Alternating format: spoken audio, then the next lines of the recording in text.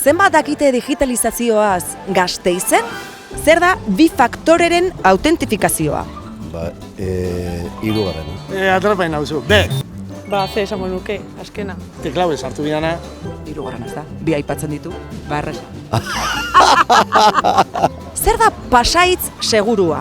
Bigarrena. C. Letra, zenbakiak, ikurrak eta hori nirea horrelakoa da, naiz eta bakar bat izate. Zer da arriskuetan oinarritutako autentikazioa? Arriskuetan erabiltzen dana? Bazakit ez gira esan, baina esango nuke C berriro ezakit. B.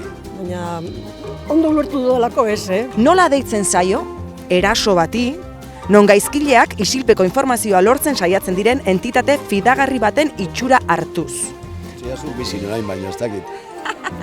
Ez que normal, ez dakit.